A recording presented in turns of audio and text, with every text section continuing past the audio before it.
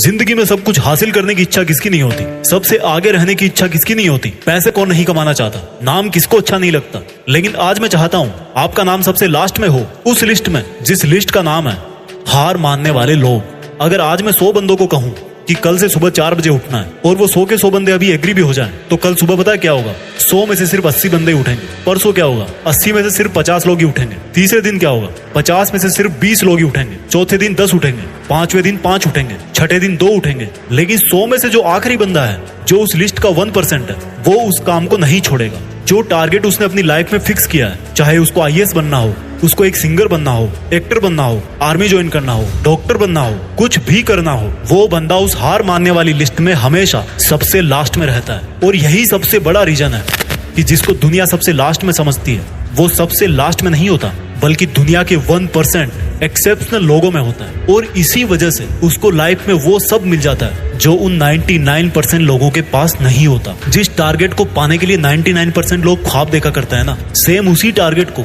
वो 1% बंदे हासिल कर लेते हैं जिन्होंने अपने 99% सुखों का त्याग कर दिया। 100% तो कोई भी नहीं होता, लेकिन परफेक्ट बनने का इरादा 100% होना चाहिए। और कुछ लोग तो उन 1% के भी 1% में होते हैं, लाखों में एक होते हैं, करोड़ों में एक होते हैं, पूरी दुनिया में गिने चुने होते हैं। लेकिन उनकी शुरुआत है ना, वो उसी लिस्ट से होती है जो मैंने आपको शुरू में बताई थी।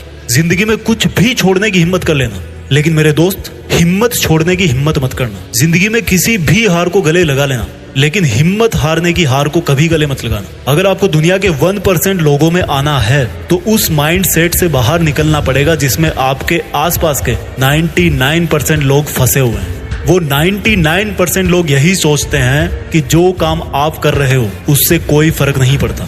लेकिन मैं कहता हूँ फर्क पड़ता है मेरे भाई।